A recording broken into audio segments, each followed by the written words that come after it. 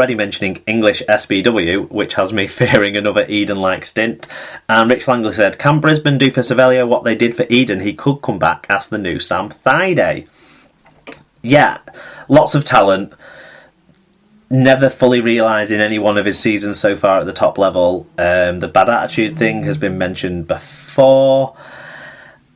The ability and the skill level is certainly there. It's going to be really interesting to see how he takes the opportunity, and if it doesn't lead to NRL game time, how he manages himself off that. And he could do no worse than look at Greg Eden, really, who's picked himself up and dusted himself off, or Joe Burgess, a couple of players who didn't quite get the crack of the whip in on the clubs they signed for in the NRL. So we will see how that pans out. Widnes Vikings second row Chris Houston has signed a new contract, keeping him with the Super League club until the end of the 2018 season. Also, Hep Cahill has signed a new 2-year deal with Widnes. The New Zealand-born forward joined Widnes from Crusaders in 2012. He began his career in Australia with the Melbourne Storm before joining Crusaders for the 2011 campaign. Neil McEwen got in touch again here, all over the news this week, Neil. It's good to see. Houston deal isn't good business as he's a penalty machine. Cahill's 50-50 good player but injured a lot. Paul Ludo Lewis had a bit more of a positive spin on it. Both Widnes fans, these guys. A great bit of business by the club. Cahill is an inspiration on and off the pitch and will be a great coach when he retires. Houston may be a penalty machine, but I put that down to two things. One, he puts in a massive shift every game, so he's bound to have bigger numbers. And two, most players nowadays seem to think that winning a penalty is a necessary skill, and Houston is gullible to it at times. I just think he's old and slow a lot of the time, Ludo, but, you see him more than I do.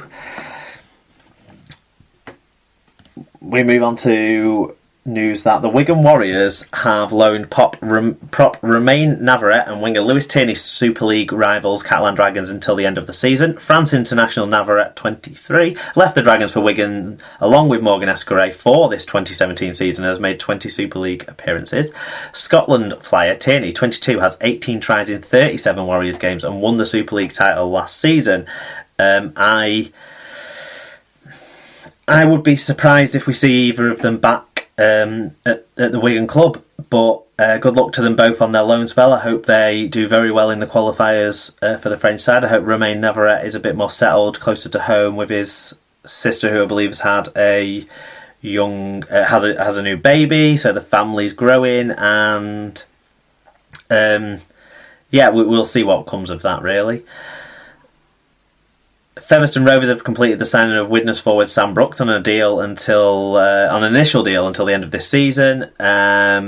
Scotland international Brooks made 6 appearances for Widnes this year after his move from Whitehaven. Sam Hallis has signed a contract with the Bradford Bulls until the end of the 2019 season. He initially joined the Bulls on a 1-month loan from Leeds at the start of the year before extending the deal on a week-by-week basis. The 20-year-old has impressed during his time and has even stepped into the captaincy role during Scott Moore's absence. League One side, South Wales Ironmen, have new owners after the RFL approved a takeover by Andrew Thorne, the owner of the West Wales Raiders. Along with the board of the Welsh Rugby League Premier League, along with the board of the WRL Premier League club. The new owners means that the club will move to Llanelli Stevenheath Park with immediate effect and will play 3 games in the League One Shield at the stadium before moving there permanently from the start of next year under the West Wales Raiders name. The Raiders are the primary tenants of Stevenheath Park and run the bars and the cafes at the stadium, so income there, you would hope. The ground has a long history of rugby league and holds the record for the largest rugby league attendance in Wales outside of the Millennium/Principality Stadium, when over 30,000 attended a Wales versus France match back in 1935. If anyone can remember that game and was there, drop us a line. We'd love to hear about it. And a few people got in touch on this one as well, because it was quite a big piece of news in some ways. So Andy Barden, who is one of our Welsh correspondence, shall we say. He said, some good news, and Llanelli finally get to see some decent rugby. Gary Ormiston said, it seems we can't seem to put down any roots. Keep upping sticks every couple of years. Would love us to have a new Super League team in South Wales, but that at the moment is far away, though probably closer than a Warrington Grand Final win. Not sure why we can't make it work. They are mad for rugby. Shame it's the other code. We would only need to tap into 10% of what turns up at the Principality Stadium when Union national side play. Then Ollie Smith, we finish with, he said, in other news, water is wet and the sky is blue. Not surprised by yet another new ownership and relocation. Can't help but think this is damaging to the game in South Wales. Also worrying signs when they could only field 13 players today. I guess only time will tell to see if it works. And then, we have France, who have named the PNG-born and Toulouse winger Kuni Minga in an initial 32-man squad to prepare for the 2017 World Cup. The 24-year-old central winger qualifies on residency grounds, having spent the last 3 seasons with Olympique. I'm guessing PNG won't be very happy about this as co-host, but the France...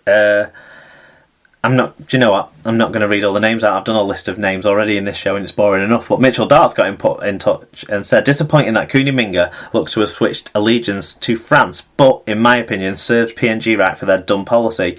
Can't wait to see him on the international stage. Mitch often gets in touch about what Toulouse's highlights and stuff, so he's obviously been following with a keen eye on Minga, and we'll see how that goes. And finally, some sad news. A boy from Wakefield has died after suffering a head injury in an under-14s rugby league match. Stanley Rangers RLFC said Evan Hawksworth was injured during a game on Sunday against the Batley Boys. The club said, it is with our deepest regret that Stanley Rangers announced the tragic passing of their under-14s player Evan Hawksworth. Under-14s team's coach Steve Abrahams informed Evan's teammates and described him as our great friend, teammate and all-round good guy. And Evan's father, Gary, said Evan passed away playing the game he loved. He was never without a rugby ball in his hands. This was a tragic freak accident and no one is to blame. The club, with the RFL Benevolent Fund, has set up a crowdfunding page to support the family, which you can find if you Google Evan Hawksworth Fund. I'm sure you'll find it there.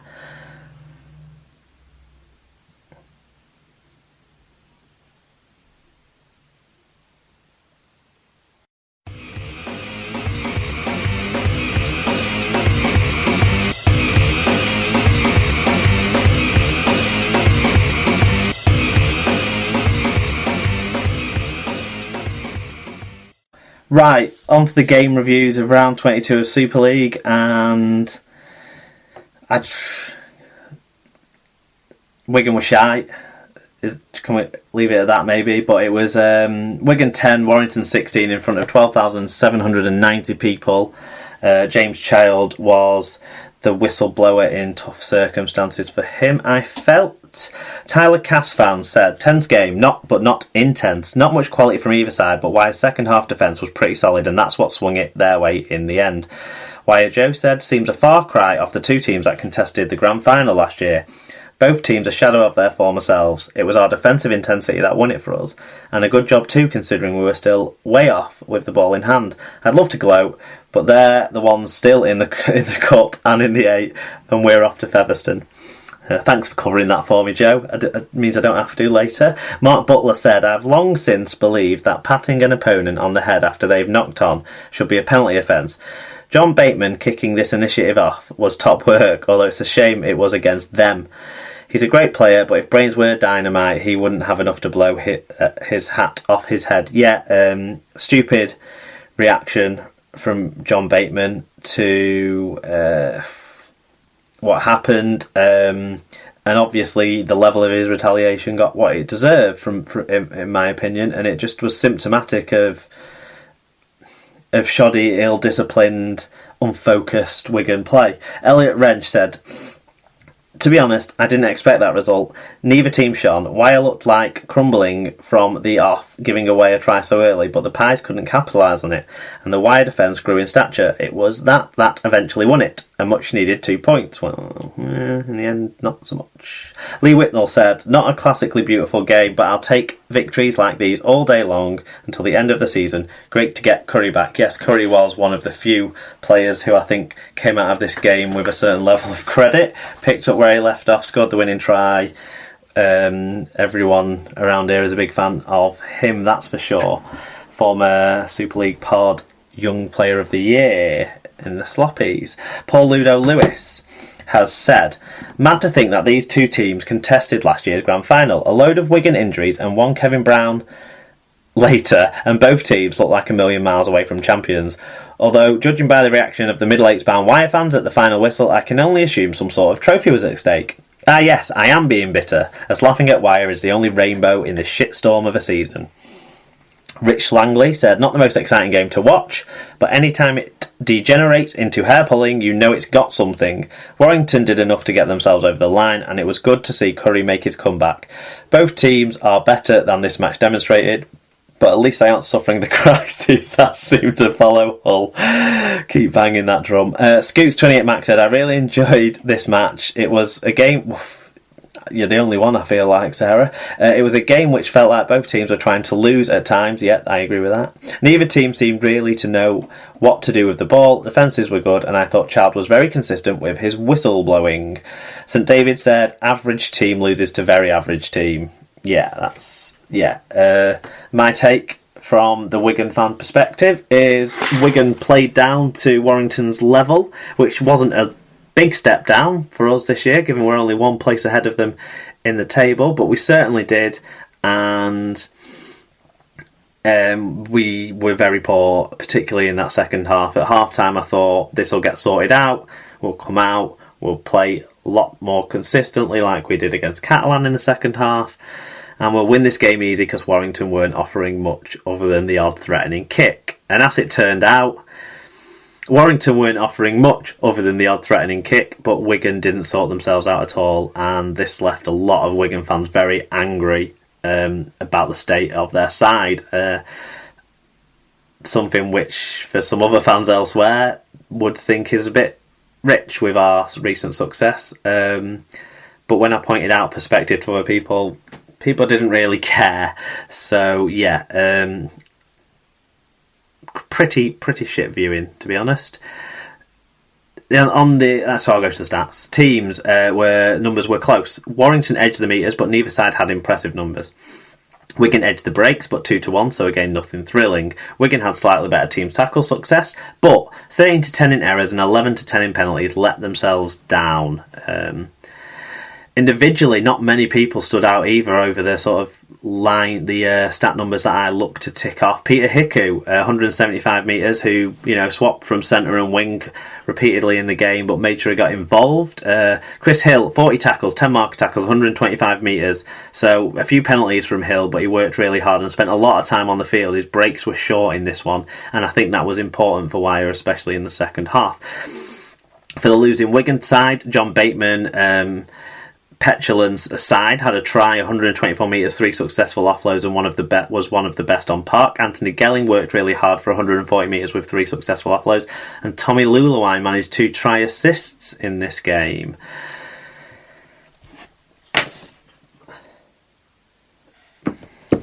Moving on to Friday night, and we start with Castleford 38, Salford 14 in front of 7,094, refereed by Phil Bentham. Ollie Smith got in touch. He said, only watched the last 60 due to the Roses match, but from what I saw, Cass did what we've been doing all year. Took our chances, defended solidly, and on a better day, we could have had a few more tries. Gutted about Eden. Probably not going to be able to beat the Snakes record, but I wish him well in his recovery, and I hope he's not out for too long. I echo that completely. Ollie. Fatboy Rob said, I've seen Salford live 3 times this year, and it's easy to see why they are in the top 4. They were in this match right up until they lost their cool and started throwing cheap shots. I thought Bentham did well to stop it from totally boiling over. Salford's indiscipline turned this into an easy win. Got to feel for Eden if he's out for the season, but the dog botherer will see us over the line. Gale equals man of steel. Paul Ludo Lewis said, enjoyable game, but I really hope that Greg Eden's injury isn't too bad. As a neutral, I'd love to have seen him break Snakey McSnakeface's record and also make the World Cup squad. It was a shame to hear about the trouble at the end of the game. I suggest getting both Salford fans together and ask which one of them started it. Yeah, that is the big downside to this match, was the trouble after the game. I think people get emotional about these things, and when one set of fans wants to celebrate towards another set of fans who want to be angry about the result, it's